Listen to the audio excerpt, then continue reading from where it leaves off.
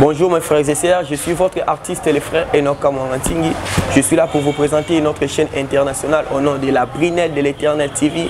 C'est une chaîne professionnelle et dans la Brinelle International TV, on va vous présenter des émissions avec des artistes et musiciens chrétiens. On va vous présenter des émissions avec des politiciens.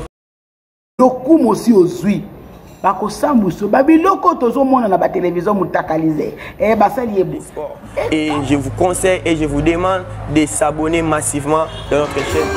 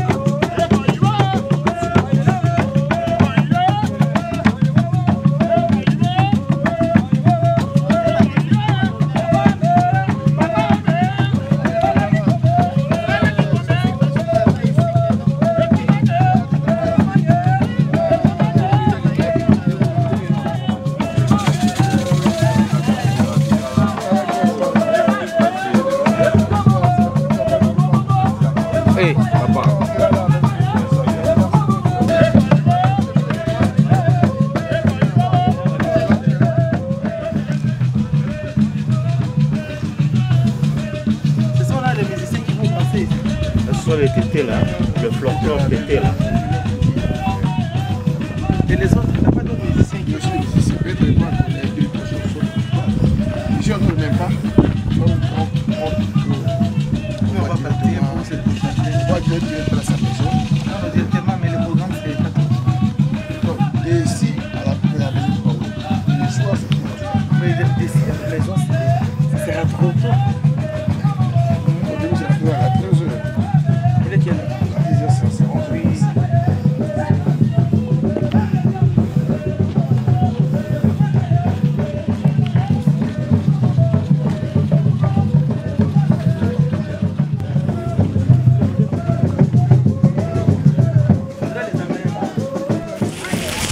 pesa biso porte de pouvoir production pour ça là ma casse pour pesa biso na bola tsinze mbasikate bo aye bien.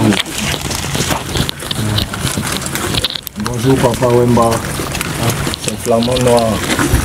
J'étais avec toi ce 24 avril là comme tu sais. Et Dieu merci, j'ai pu faire le déplacement aujourd'hui, je suis devant toi.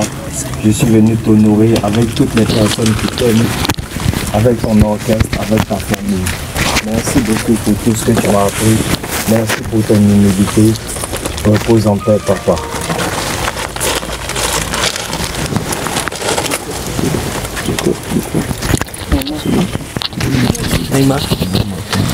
Azali nanu na motema azali kaka na esika ebetisaka ngo liwapo ni moto te la vie ezali libonza metika kolela lelaka ngo talanga yoyo moto nalingaka yo na yo ngo na ye balingo na pangosa ya mai na miso na ye ngo bolingo nanga bolingo nanga ye bakoki koyebisa yo na bato te bamonaki nga na moto ebongaki otunanga na pesa eya nongongo omikabi na mabanzoro okomi okondo nzoto pambapamba nga mobali na yo yo eteni nanga obombelinga likambo lizwi yo na motema sukela ninga bolingo talani akomo kende batunani na yere tina nini akumbi bisaka abayaya. Merci papa.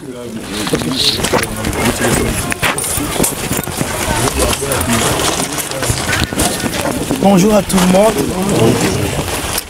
C'est un jour mémorable hein, pour la République démocratique du Congo, pour l'Afrique aujourd'hui et pour le monde entier. Parce que nous avons notre icône, Papa Wemba, que nous avons tous aimé, qui est reconnu aujourd'hui par le monde que grâce à lui, la musique congolaise, la musique de l'Afrique est reconnue dans les concerts du monde. Papa Wemba est reconnu comme une grande icône dans notre pays parce qu'il a contribué à la valorisation de l'identité de notre pays par les chansons. Il a détecté les talents, il a accompagné, il a formé nombre d'entre nous à aimer ce métier de musicien. Papa Wemba est reconnu comme cette star qui a beaucoup valorisé l'éthique parce qu'il n'a pas chanté des insanités, mais beaucoup plus la morale. Il a chanté pour la famille, il a chanté pour l'unité de la nation, pour la paix, pour le panafricanisme. Et voilà que grâce à beaucoup de ces visites, de ces descentes et de ces productions, nous avons été aimés dans le monde entier, particulièrement en Afrique de l'Ouest. Et là où il est mort, parce qu'avant de mourir, il avait dit, c'était en 2016, que je mourrai sur les champs de bataille. Et il n'est pas besoin de revenir sur l'histoire maintenant. Tout le monde sait que Papa Wemba était mort comme un grand soldat. Parce qu'il était en train de faire son travail comme un prophète. Ce qu'il avait dit, c'était accompli. Il est parti aujourd'hui, voilà que nous l'entourons. C'est signe de beaucoup d'amour et de beaucoup d'attachement. Personnellement, je sais que le mort ne sait rien. Mais lui, en tant que star, il continue à vivre au travers ses œuvres, au travers nous qui venons présenter nos fleurs pour témoigner de l'amour à son endroit. Je sais que Papa Wemba ne mourra jamais parce qu'il est toujours vivant au-dedans de nous, parmi nous, au Congo, en Afrique et au monde entier. Je voudrais remercier la présence d'Assalfo, alias Magic System, pour sa présence ici. Nous savons qu'il y a un grand festival qui a été créé désormais en Afrique et en Côte d'Ivoire en mémoire de Papa Wemba. C'est déjà une icône africaine. Aujourd'hui, la journée de 24 avril est reconnue comme journée africaine de la musique. Papa Wemba a contribué à faire connaître la musique du Congo. La République démocratique du Congo a été obligée d'acquérir la résidence de Papa Wemba. Pas parce que c'est une résidence impressionnante, mais parce qu'il y a tout un souvenir, beaucoup de souvenirs de Papa Wemba dedans. Il a vécu là-bas avec sa famille, il a vécu une vie de famille, une vie professionnelle dans cette maison. Et nous voulons l'immortaliser. Nous voulons l'immortaliser, pas parce que c'est seulement Papa Wemba qui a existé, mais au moins toutes les générations de musique se retrouvent dans Papa Wemba. Et donc aujourd'hui, nous venons nous incliner en mémoire de Papa Wemba, mais beaucoup plus pour perpétuer ce qu'il nous appelait à faire chaque jour, pour que nous puissions réveiller cette République démocratique du Congo valeureuse, parce que nous avons tous la responsabilité de travailler pour l'importance de notre identité.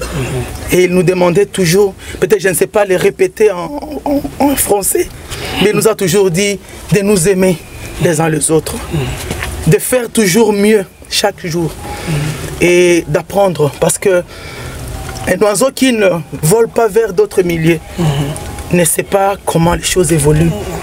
Et lui, il a été là parmi les gens qui ont permis à la jeunesse congolaise d'aller découvrir les autres espaces. Et là-bas, là où ils sont en train d'apprendre pour venir enrichir notre pays et enrichir l'Afrique. Donc, nous avons la fierté de venir nous incliner. Nous pleurons parce que nous sommes humains, mais nous savons qu'il nous a laissé beaucoup, beaucoup de richesses. Je sais qu'à partir de cet acte, nous allons encore témoigner de beaucoup de cohésion et beaucoup de paix, et surtout d'un travail parfait. Je remercie tous les artistes qui ont été avec Papa Wemba et qui continuent à perpétuer les œuvres de Papa Wemba. Ne vous fatiguez pas. Vous les artistes, vous êtes éternels parce que vous ne mourrez pas.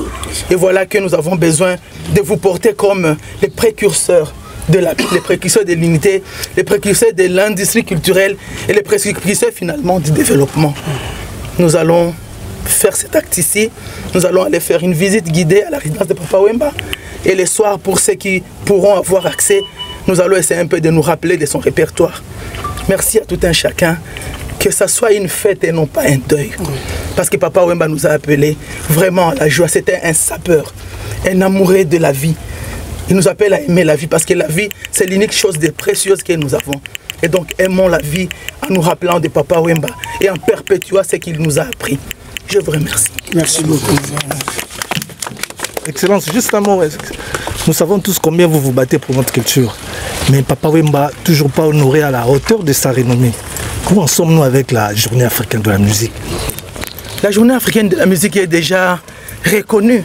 Si nous voyons les gens de FEMUA, cette fois arriver ici, le président de la République, son Excellence M. Félix-Antoine Tshisekedi, quand il était en train de gérer les mandats à l'Union africaine, a tellement valorisé la culture et que pendant son mandat, cette journée est reconnue comme journée africaine de la musique. C'est un succès et nous devons en être fiers. C'est pourquoi ça ne pouvait pas passer inaperçu. Le monde entier le célèbre. L'Afrique célèbre cette journée et nous sommes propriétaires de cette journée. Nous la célébrons avec faste. Ok, merci. Un mot à Salfo, vous vous êtes déplacé. Un mot. C'est la deuxième fois que vous vous inclinez devant cet homme. Ouais, il ne faut pas compter. Tant que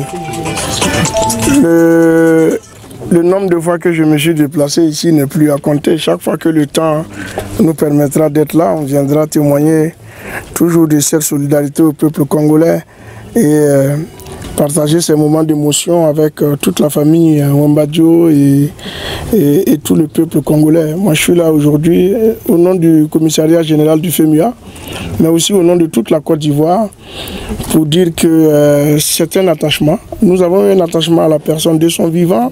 C'était quelqu'un de qui j'étais beaucoup proche, quelqu'un avec qui je parlais beaucoup. Donc aujourd'hui qu'il n'est pas là, chaque fois que le temps me permet de venir se recueillir sur sa tombe, c'est vraiment avec honneur que je viens de faire. Et puis Papa Wemba est tombé à Abidjan et il fallait que pour cette commémoration, au moins je puisse venir représenter toute la Côte d'Ivoire avec le commissariat général du FEMUA. Donc c'est quelque chose qui va se perpétuer. En tout cas, chaque année, chaque fois que le temps nous permettra, on sera là pour commémorer cette journée-là. Et à la suite de Madame le ministre dire que nous allons encore promouvoir cette journée journée pour qu'elle soit dans la mémoire collective de tous les Africains, dans la mémoire collective du monde entier, que cette journée soit célébrée comme il se doit, afin qu'on rende hommage à un digne fils de l'Afrique. Donc merci à Papa Wemba pour ce qu'il a fait pour le continent.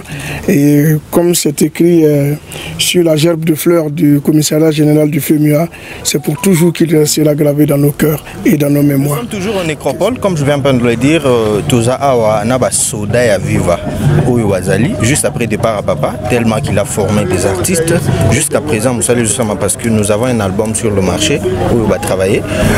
Tosha Flakanda, vous êtes parmi les doyens, il y a Viva la Musica. Avant qu'on en parle, peut-être qu'on parle de Viva la Musica, 6 ans après la mort de Papa Wemba, est-ce que les choses marchent Ndenge et Zala Kiliboso? Bon, Naoloba 80%. Pour mon grand prêtre, Ezaki 100%. Vous voyez, mon Ezaki 100% star, 100% leader. Donc, pour Nabiso, 80%. Ça marche très bien. Lélo, 6 ans après, façon va honorer Papa Wemba Lélo le 24 jour Père Koufa, c'est un certain dimanche. On a 5h, 6h. Et Lélo, tout ça, on a nécropole 6 ans après. Est-ce que honneur Oyo va honorer Papa Wemba après départ? Est-ce que vous vous y attendez à ça par rapport à la réalité de Toyebi? Parce qu'avant, il y avait des messieurs qui Koufa. En tout cas, non, ça veut dire merci à trop. Merci surtout na Madame la ministre Maman Catherine, il y a culture, en tout cas, on peut ça merci beaucoup, merci pour nous s'attendre qui n'a voté, on peut ça merci la délégation de la Côte d'Ivoire à Salfo. Et puis la président Wazé. On peut ça merci na président Wazé quoi, en tout cas président Wazé quoi merci. On peut ça merci pe na vie na biso ya palais. Redi Bailo Kanto, on peut ça na ya na biso liboso. Je na biso j'adore les Cambodgiens. En tout cas merci na moni pena merci. En tout cas tout le monde peut présence à maman qu'est-ce qui ne va pas? Il y a des malaises? Non, bon, yoyebi journée oyo ezalaka na sengona na mawa oyebi a tozana nécropole eza place ya sengo mingi pensate biso lokola oyo totikala ki na podium biso oyo lokola ye atika biso na podium biso toye kaka ko salaka ndenge atika biso na loyembo biso pe tosaki ka loyembo ndenge monaki Neymar asalaki donc na loyembo biso to bakoleleka na loyembo. Apôtre Paul, au vivant na Papa Wemba te, vous allez musicien ya Viva la Musica te de son vivant, mais Lélo vous incarnez au moins Papa Wemba. Mystère Izali. Je Nzambe akutanisa ba prophète mibale te Jean-Baptiste aye Jésus aye tout le monde wana ezaka mystère Nzambe ka grave donc Nzambe emoras yebike ayeba ke apôtre Paul moi roya ba prophète mibale ma bakutanisa. Alors est-ce que vous avez un plaisir ya ozala ozoyemba lokola Papa Wemba eze loko eza na kati na to force ka na la plaisir pour eza loko eza na kati Papa Wemba sozo forcer tu vas comprendre que au forcer ata yo mo ka grave songanzi lo mate oazo forcer eze lo mo eza na kati eza ko ande ti lelo basimo kimbango baza mibale te mais mutu so akoyaka bomona benake bato impossible les rappeurs rarement juste après Awa sa réincarnation. Alors Lélo ezali 6 ans il y a Papa juste après nécropole ba lobi to se diriger na résidence et après il y a Ndoule Kobetama na ba pourquoi ba mission basé bela ba ilo kanto to chose na Félix Oazé ko notamment artiste musupe ba 8 ans ko yet na nécropole te ba zakuna est-ce que bozana bango na même podium to bango ba beta ndenge na bango. Bon organisation eza journée ba célébrer journée déjà le Nicolas Papa mais la journée de la musique africaine donc artiste et tout ba ozala na ba o ba ozala vivre ndem to eza l'honneur vivre la musique et au banda na Pullman après surtout aussi ba orchestre musupe ba vivre ba ilo ba tous les autres après surtout on va continuer dans ma tournée.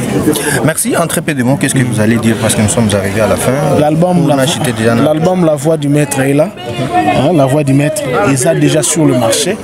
Alors Lelo déjà va lancer clip Moro et Dr Gingombe. Ils ont contenu dans l'album La Voix du Maître. Donc la clip est là. Momentanément, Banzemboze Belé, Chosola, Boyanga déjà dans Général de Fao. Alors, tu vas consommer l'album La Voix du Maître, tu vas télécharger dans ma plateforme, tu as téléchargement. Et journée à l'heure, tu as mis en lobate, on a bien les cas graves sur Anzi le Zawana. Tu as justement pour nous, maman, pour toi, ça papa, l'album et puis, Mbouta Tosha, Namoni, a un souci trop dans le coquille parce que tous en a défi pour il faut relever pour les autres même sous stolo battre battre neni donc mais avantage n'a sur l'album est costaud makambo qui est bien et on les gana. Merci beaucoup. Tosha Flakana tozonge pa na yo. Alors programme nini en dehors ya komima ya album na ba concert ezali en termes de programme qu'est-ce qu'on peut retenir? Yango essaie le bami a on apôtre Paul à salobi qui album La Voix des Maîtres dans le marché. Lelo les clip il y a Gingombe basotia na YouTube. Album wana eza album moko très bien. Album moko eza album érotique à la libella na ba palais ya bato. Eza album moko na osenga ba fan na viva boyoka album wana boyoka album na bino eza très bien et que vive la musique et que vive Papa Wemba. Merci beaucoup Tosha Flakana. Oui, c'est d'abord nous remercier le ministre de la et la culture, Maman Catherine Katungu. L'engue a sali que journal et le cas inaperçu à travers le monde. Voilà, les gens sauront que Tokansi Papa Wemba. On est sur le Jean de La Fontaine, le corbeau et les renards. La Koufan au XVIIe siècle. Mais il est le bateau de la commune. Au moment où on a en Afrique, ça a 20 ans pour des ébélés. Tantôt pour 5 ans, ils ébélés. Alors, il faut que nous faisons pour continuer le Papa Wemba. On va soutenir comme artiste, surtout le 30 mars, c'est pour Papa Lutumba. Donc, le 24 avril, c'est pour Papa Wemba. Donc, maman ministre à se battre pour le journal le qu'on la boye. Il est tout seul on awa donc nous sommes en ndako ya Papa Wemba. Et puis que l'état somba ki yango. Tout que ne wana. Si manango tous en messe de la 16h et puis à 19h30 on suite tout kutana na hôtel Pullman. On a des artistes belé ba za kuna. Donc il y a une charge à organisation makamboa. Oui, maman ministre a fait une charge wana. C'est facile. Non, ça facilité, vous imaginez bien. Comment la vivre bazali me va péter. Non, vous l'avez bon côté. Au moni déjà batumingo bakolo bana bango balingi. Ah mais les gens sont les sabango baso quand ça netike na sima likamba boye mutaso malopango. Non, na sima likamba boye oui mutaso. Voilà mutaso avion. Té. Photo bango ezali likambo fuka mutu moko sala yango siko siko mutu ngeto mengai batolo bakaka ata bachaki yo n'importe qui batolo bakaka mutu mona mukila sala unanimité azate même moi na nzambe zala babudaka ye nzambe kutu akela biso meso balo bakaza na été tala kaka bokeli batu mais bazolo ba ozana kutu te bonga na kela nani donc na comprendre bango il fallait que l'organisation na mutu moko voilà on a remercié le ministre pour na choix na ye. Voilà, ils ont les canaux bien parce que l'essentiel les alignés journal il fallait pas les cas inaperçus dans ce moment mon journal n'est bandit voilà tous en la délégation à Salfo à Zali Ayaki dans la Bisso voilà donc tous en l'artiste musicien au monde a mingi les lots na Pullman à mingi au monde a bango bazalawana au monde a Ferregola à Wemba au monde a Redi Amisi à Wemba au monde a Kofi Olomide voilà au monde a Léopard Papa Griffe aux Alawana j'adore les Cambodgiens aux Alana groupe naïe vive la musique et Robeta donc tout le monde est à la bouille voilà il est inaperçu En tout cas, pour te clôturer, tu penses que Oza Izina Makanisi, Papa Wemba est honoré à la hauteur de sa renommée, tu penses que c'est comment? Oui, c'est-à-dire que Banda déclaration de Salamaki, la journée africaine de la musique, nous allons voir la première fois vraiment manifestation Salami. Voilà. Je pense que Makamozo est bien. On peut toujours mieux faire. Hein? Même moi, je suis maquillé. Bon, le banaï que non, s'il fallait ça souboyer. Donc, on peut toujours mieux faire, mais nous n'avons pas si ming sur le logo moi Salamaki. Non, ils ont Salama déjà. Nous on a personnellement là ça content. L'implication du président de la République Fachi, le ministre, les artistes et musiciens. Et puis, il faut bailler. Journal Lelo, ils ont dit journée de musique, il faut mettre à place mon gars, il faut bailler Simbate. Voilà, il y a bien de sol, quelque part. Et voilà. Il y a un couloir, m'a dit à Coco. L'organisation mon pays, mais voilà. Nous autres, on a pour le man. On a ligné ça là partout. Alors, sur le bin, on a sens qu'ils en ont partout. On a raison. Voilà, mais on a manifesté aussi par-ci par-là. On a eu qui coûte même au niveau de la France. Au niveau de la France, oui. Même dans Angola, au niveau de l'Angleterre. La manifestation comme ça, on a toujours pour la journée. Mais le coup, les alliés, c'est au début, vraiment, il y a Makamongo. Donc, je pense que comme partout. Alors, tu espérais que même sur le même podium, Barti c'est tout le temps, on a Kofi Fer et tout le monde a bien pour la mémoire, Papa Wemba sur une même scène. Ben oui, puisque tout à la scène, donc, c'est tout à la wana. Moi, je moi, Papa Wemba ensemble, tout. Vraiment, ils ont bien mis. Tout ça, la moment pour l'année, parce que tu comprends la biseau que on soit dans la biseau. Bonjour, on s'est présenté. Je suis M. David Gamamapenge, secrétaire général et à Viva la Musica.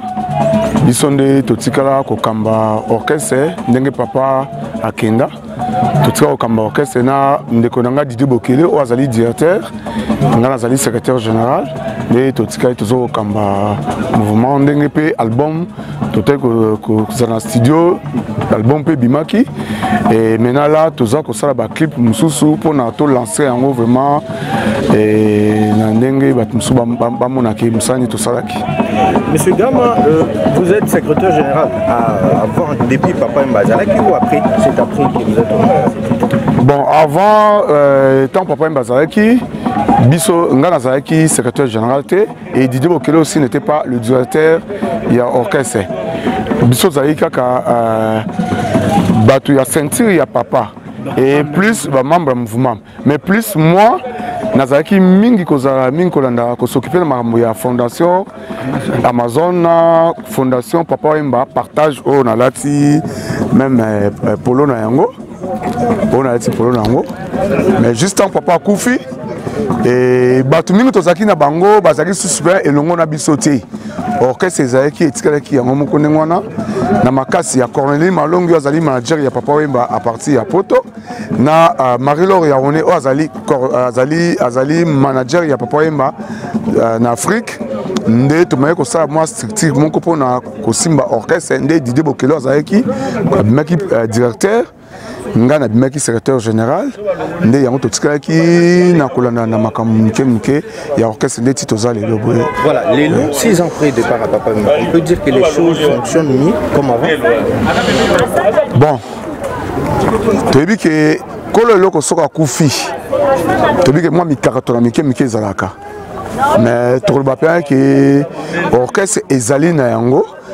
Ba départ mususu ezalaki pe na kati orchestre obika kolo eloko suko azali soute mutu nyonso alingi na kwena ya linga bimana ko leader mais na auto tika na bango tozali orchestre ezali nango fonctionner preuve en est que to contact studio album pe bimaki na mois na décembre na ndenge ba contrat mususu ezali tozana na contrat neti na minute dans la babo tozana na contrat moko ya na mois de juin pour na Côte d'Ivoire, je crois, la production entre le 17 et le 18 à niveau il y a Côte d'Ivoire.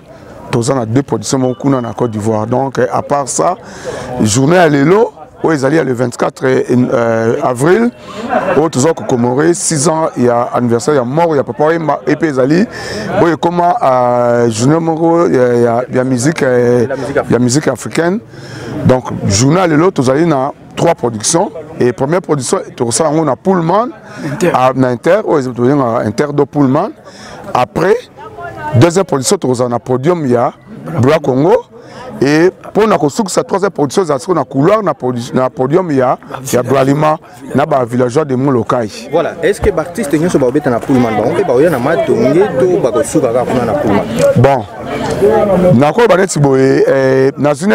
il y a Bra Congo. Na Bra Congo, les artistes, moi, je ne vais pas citer le nom, mais les artistes, même à niveau, il y a Bralima, les artistes, avant Bisso, les Bisso, tu as clôturer soirée, il y a Bralima. Mais à côté, il y a Bra Congo, tu as intervenu avant, il y a couloir Madiakoko, il y a Bralima.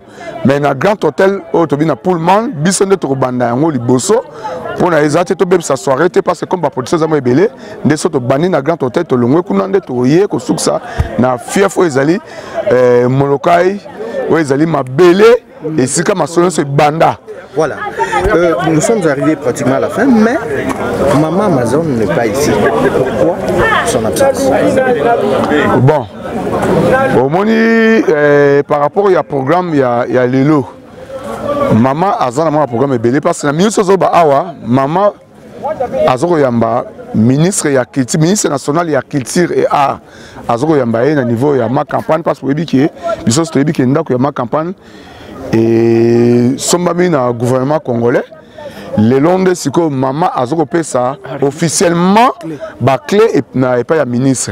Or, ce qui est awa et que perturber le programme ezakuna parce que moi milulu moi mi kepe ko sama auto bengi cocktail et que salama ya romoni maman qui sera bien ya awa et que perturber le programme parce que sera longwe kuna à cause na Saint-Joseph na Metz ya romoni qui non ya tsika koto kuna koto biso to ko représenter nde tozaki na ministre ya Kilti nde tozaki na Asalfo na Flamand Noir au Côte d'Ivoire, donc surtout aussi c'est un des régions de Bango.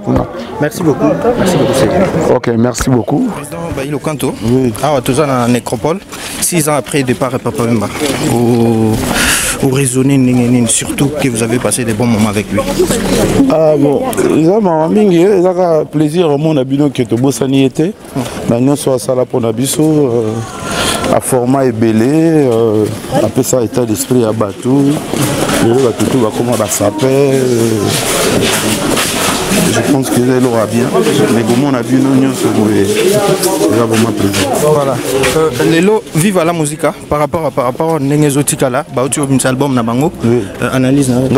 Vous participez dans la oui, on participe. Vous êtes Tripoli. Oui. Vous êtes Mogitoko. Oui. Voilà. Analyse na par rapport à Nengezaki parce que vous avez parmi bana oh bah il valeur, il y a vive à la musique. Wana mboka na yo. Il s'allie bien dans le sens que la Atiki Bisso et qui a Atiki Bisso orchestre. Dans l'orchestre, on a dit toujours mais quand témoigner amitié que tous allés, bah les copains Atiki na vive à la musique attend bah ça l'appelle là, nous a obligé na une Tripoli. Ok. Hommage au République démocratique du Congo et rendre na Papa Wemba. Est-ce qu'ils ont un niveau nangoto et zaka iloko mo examiner? Non, tout ce pèlerin déjà que bah reconnaître déjà au ça l'hommage. Bah te belé bah ça là, bah on te bah te bah monsieur belé bah koufa. Et tant bah ça lié et ça a mouké ça monnaie de tout ce pèlerin déjà dit biso de loin de près au monde que l'état celle quelque chose pour Nabiso, ça nous rend très très heureux. Après toujours une nanda résidence et après résidence n'a pas quoi concert Ezali. Oui. Tu peux retrouver Redia Missi na ba collègue na union surtout ba monsieur sur le même. Union sur Bazali. On a même podium na ibi penate pour te répéter rater tous sont ensemble été. Mais au moins qu'on témoigner chaque musicien au Azaki a Papa Wemba ya Oyemba ata des chansons ata une chanson et dans la témoignage a bien pour la mémoire il y a l'incours. Merci beaucoup. En ce qui concerne la messe, la messe na 16h dans Saint-Joseph. Donné d'aller à la résidence après on a que messe na 16h bah on est sur Bazan.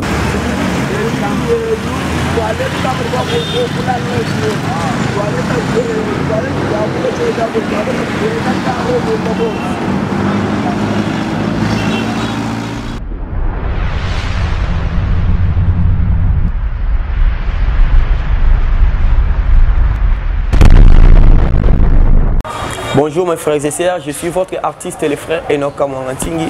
Je suis là pour vous présenter notre chaîne internationale au nom de la Brunelle de l'Éternel TV.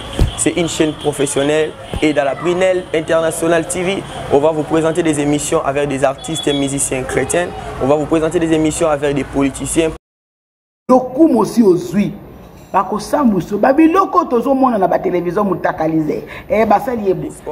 Et je vous conseille et je vous demande de s'abonner massivement dans notre chaîne.